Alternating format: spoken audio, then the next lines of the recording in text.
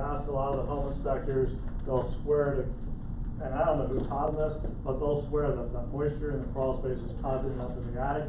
And I asked them, I said, show me any scientific proof, point me to anything on Google, because Google has everything, right? If there's some documentation or study showing it, please send it to me, because I'd like to know. No one can ever point me to anything showing that there's a related cause from moisture in the crawl space causing mold in the attic. Now, I am concerned about moisture in the crawl space. I'm concerned about cross-contamination into the living structure because there's a lot more penetrations, and there's a stack effect. But to just say that no issues on the interior, but we have issues in the attic that's caused from moisture in the crawl space, I'm not buying it. There's usually something else that I can point to that's causing the issue. Well, you see a lot of vents that are closed, you know, when you show a house and all the damn vents are closed. Yeah. And some heating. You can do well, if it's allowable, then you can do a credit, or after, I mean, it depends on how far you're scheduled out, or you months out, or you No, not for us, because our comment to you guys is, when do you need to have it done? We don't tell you we're 2 weeks out or 3 weeks out, we basically say, when do you need to have it close by? Because we know your time frame needs to be done, and so we'll move projects around, we'll have guys work Saturdays to get it done for you. So we've never had any problems getting somebody done. Yeah. If I had an estimate I needed out in St. Helens, for instance, do you charge travel time for that? Not St. Helens, usually within an hour up here. If it's within an hour, we go from Southwest Washington all the way down through Salem. So if it's within an hour, we don't charge. If it's more than an hour, yeah, we'll charge you just a little bit. So our goal is to make sure you get the information we need. So, all right, I'm going to show you our process of remediation. Again, the goal is to remove mold, and so this is all real time. You can see this attic has a lot of mold in it. This one didn't have proper ventilation. Bath vents weren't hooked up correctly, and so it's all about removing the mold.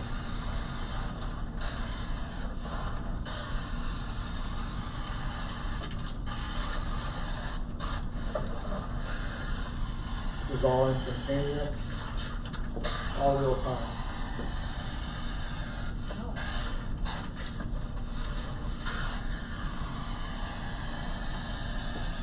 Do you use bleach? The product that we use, we're the only ones that have the license to this. It was the first product ever designed back in 2000 to do this type of remediation. It is bleach based, okay? I've taught classes across the country regarding remediation to mold professionals, and I always love to ask the question, does bleach kill mold? So you'll get an instant argument from the restoration community.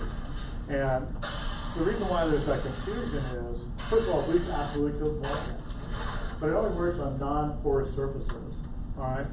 On porous surfaces like drywall or this wood framing, by itself it doesn't work because it's a jelly-like substance and it can't penetrate to get rid of the root structure, the height of the mold. So we have to take an additive to it to basically break that surface tension, get in and remove the root structure. But we also add some stuff that makes it look cleaner. So obviously, bleach doesn't clean like this at all. This is clean because of the particular product. Now we can mix it with other stuff like hydroperoxide and so forth, but we choose bleach because everybody knows about it. Everyone's safe. It's a safe product. So and you can see the before and after. How deep does it penetrate the wood?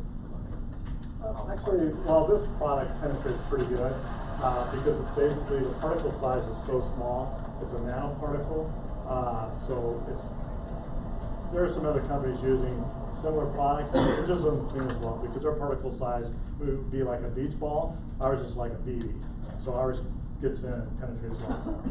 So just does a better cleaning job. Also, can I ask how do you calculate the cost? How do you calculate the cost? So the cost is per square foot of the area that needs to be treated.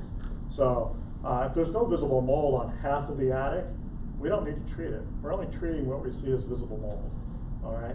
So it's usually about $1.50 a square foot of the area that needs to be treated. So pretty straightforward. We usually don't get people that have a lower price than we do if they're doing it correctly. But because we actually fix the cause, we have a cause to do the ventilation. That's when our quotes seem a little bit higher, because most companies won't fix the full ventilation. They may do the bath fan stem vents. In fact, one of the estimates that we get in all the time is, oh, to fix one source of the ventilation, we put the bath fans instead of stem vents. Just understand, it's one source of moisture, it's not all of it. The other thing you need to understand is the warranty. All right, we offer a 5-year warranty if you do the ventilation to our calculation. If you don't do the ventilation, somebody else may give you another warranty, 3 years, 5 years, lifetime warranty. But the fine print on all of these, including ours, if you haven't fixed the moisture source, your warranty is void. What does mold need to grow? Moisture. If you fix the moisture source, will you ever have mold growth again? No. Could I give you a lifetime warranty if we fix the moisture source? Absolutely. All right? So just be aware of that. Fixing one source of the moisture, if they haven't fixed it all and it comes back, that warranty is void. So, but that's what some companies do. All right. Here's some before and after, some projects we've done. White mold is a little bit more challenging, it's a thicker mold, so we have to do a little bit more scrubbing to remove it.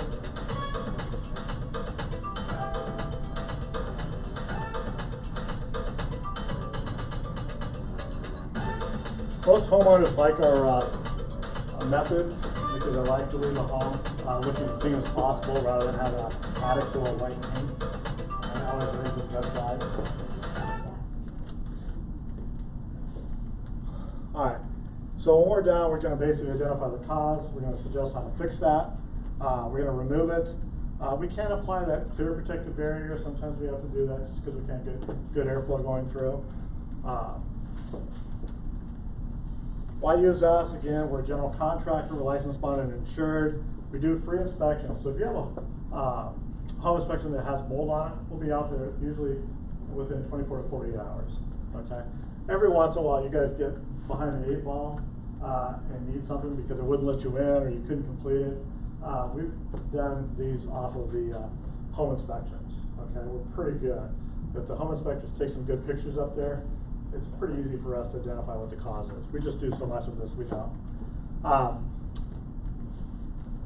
Usually those inspections will come out to you on the spot. You guys can pay out of escrow. It's really nice. It's not like we're going to require 50% down before we start. All right, you guys just pay out of escrow. Most of our clients, we've never had any problems with people paying us, so we don't worry about it. And we do a price match. So, you know, the seller has somebody and your borrower wants to use us, then just simply send it over. Usually we'll price match that. Most of the time, what happens is ours is a little bit higher, but we're fixing all the ventilation. But we're only $100 more, and they're only doing part of the ventilation. So, you know, make sure you're looking at those. All right, this is in your handout, probably the most important part of this whole class. How to write that repair addendum to protect your buyer, okay? So when you do this, contractor identify the source of moisture causing microbial growth, correct the moisture source, and then provide a 5-year warranty. All right? You want that contractor who's doing the motor remediation to correct it and fix it based on their recommendations. Because if it comes back, you want to hold them responsible for it. Again, it's in your handout. A contractor remove mold from the structure and not paint over microbial growth with an encapsulant or protective barrier. All right, we want it removed. No painting over anything. I have a question for you. Do you have to be like certified to be able to remediate this? I mean, because I've Nope. seen contractor. So yeah, I was just wondering. It's like, you know, they say, you know, No, as anybody- opposed to Uncle Dan going up there and spraying some bleach from a bleach, you know, Yeah. can or Yeah, whatever. we see that too, and then they come up and then you see the homeowner, well, yeah, we sprayed bleach up there. And I says, yeah, well, you missed all of this. Yeah. Well, you know. Well, and then also to provide a 5-year warranty, which, you know, Yeah. the homeowner would be able to do if they did it themselves. Yeah. So, okay. So, but we run into that every once in a while. Okay, this next line is really good if you've negotiated a new roof. Make sure they're venting to these guidelines. All right, usually the FHA 1x150 guidelines. The National Roofing Contractors Association's recommendations are 1x150 balance system, 50/50. So that's important to be done that way, yeah. So question, if the house doesn't have enough ventilation, Huh? and then the seller gets the roofers to replace the roof, roofer comes in and says those soffit vents are not practical, we can put the smart vents in the roof itself, but they're much higher than the soffit, so they don't really pull the moisture all the way from the bottom. Are they sufficient? They're sufficient, okay? And sometimes you have a covered soffit where you don't have access to the bird blocks. Those are the type of vents you have to put in. And they work well, depending on who's putting them in, all right? So, you can mix intake vents, you can't mix exhaust vents. So every once in a while, we'll have a roofer that puts exhaust vents on both sides of the ridge. You can't do that, all right? We just had an argument with a roofing contractor, and he says, I've been doing it for 36 years, and, you know, there's no problem doing that. So I had to show him all the documentation where you can't do it. But he just says, difference of a professional opinion. That's fine. You're gonna be in a construction defect case, this is what they're gonna use, you decide whether you wanna fix it. So this here is just putting in the right verbiage for you guys. Now, most of the people that work with certified indoor environmental, they just put this language in there and they never have any issues. So just add this and it's all done correctly. Okay. All right. We also do interiors. You know, every once in a while you'll have a roof leak and it gets wet and the drywall's still intact. All right. If it's intact, we don't need to rip it out. All right. We can treat it on both sides. In that. All right. If we have a bathroom like this one is, it's just surface mold. All right. We can treat it without having to rip out all that drywall. Okay. Usually when we're done, we don't have to clean afterwards. And this just has to do with because of the fact that their bath fan wasn't working correctly. Can you speak a little bit, I don't want to take you off track, but to the level of training, since Oregon doesn't require the licensing, but obviously you're reputable, you have that license, and there's a lot of training and safety issues connected with your employees. Can you just speak about how much training our guys go through? And why you So we're fortunate that we haven't had a technician or employee leave in the last 5 years. So in this industry, it's pretty much unheard of. But we take care of our employees really well. We do weekly trainings, safety trainings, as well as proper remediation. So everybody's really experienced. Most of our inspectors started as technicians in the attics, so they really understand what needs to be done up there and all the ventilation. So we're always constantly training to make sure we're on the top. We just got done with a 32 apartment building complex, all right? And that level of liability that a company like mine does with 32 buildings, my guys need to be trained. Not only OSHA trained, but roof certified that they can go up there. Next week, on a Friday, we're doing a fall protection with a roofing contractor where the guys are in their harness and they have a big crane and they drop them so you can get an idea of what that is like and a bunch of videos to scare the hell out of them because, you know, too many of these guys don't wear their harnesses and if they fall, you know, they could die basically. We don't want that. So we do a lot of training. Most of it has to do with common sense. I mean, it's really common sense, common sense, common sense. Oh, one of the things too, I was noticing, like in the interior versus up in the attic, you see they're not using that same spray technique.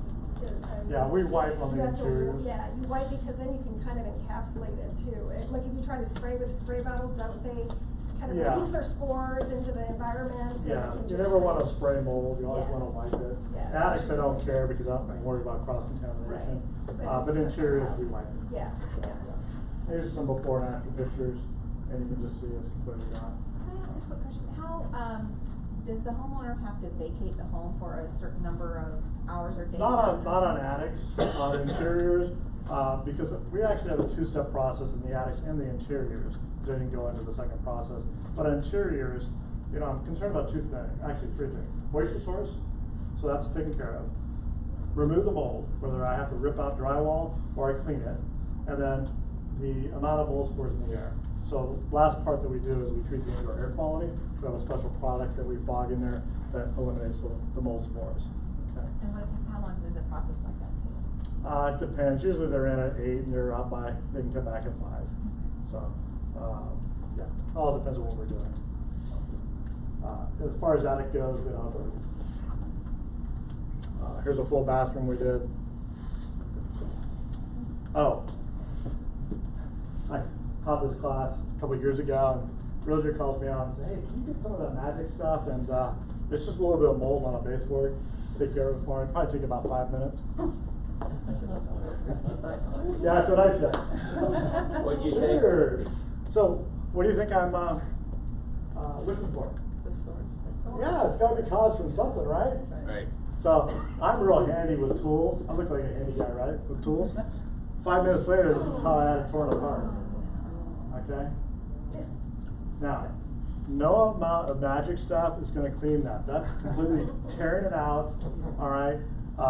Getting it ready for a rebuild, all right? So it's all disintegrated.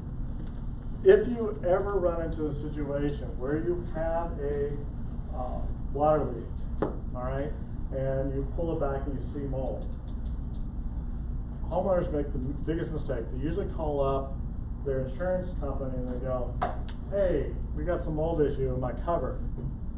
All right? No. All right? Never mention mold, number 1. Right. Number 2, call an independent company, because what will happen is the insurance agent goes, let me send out a preferred vendor. Okay, I have a list of preferred vendors we work with. You know why they're preferred? Who are they working for? Insurance company. Insurance company. Okay? And if they don't keep the cost down, guess what happens? You're not preferred. They're not preferred anymore. Alright? It's kind of like Dave says, anybody can do your stuff. Same thing with water damage. Now, So, is it true too, if you go through your insurance like that, that the house is actually like earmarked for water damage and your insurance rates can go higher for that? you're absolutely right, your insurance rates will go higher. Mhm. Yep. Yep. Okay. Yep. Now, on this particular one, because we were in front of it, we actually made the phone call to the insurance company. We met the insurance adjuster out there, so the homeowner didn't have an opportunity to say anything incorrectly. And when we met the adjuster out there, the adjuster just looks at me and says, Mark, we can't cover that. There's mold all over the place.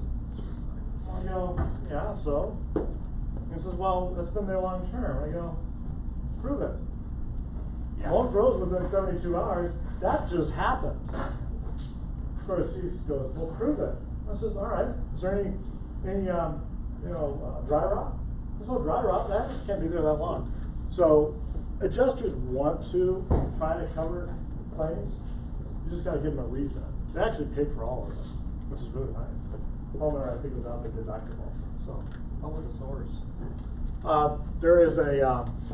It's hard to see in the picture here, but there's a water pipe here that was leaking, and it just wicks up the back of these cabinets. And those type of cabinets, once they get water on them, they're disintegrated. They're done. Yeah. So. Thank you. Thank you, that was very informative. Thank you. I'm glad you didn't take us on a field trip. Yeah, This is really exactly. nice to see, not having to go up there. Thank you. Thank you. If you have any other Very much. questions, you can go ahead and ask them. Make sure you take his cards, guys. Yes, yes. I will send the electronic version of some of the material covered to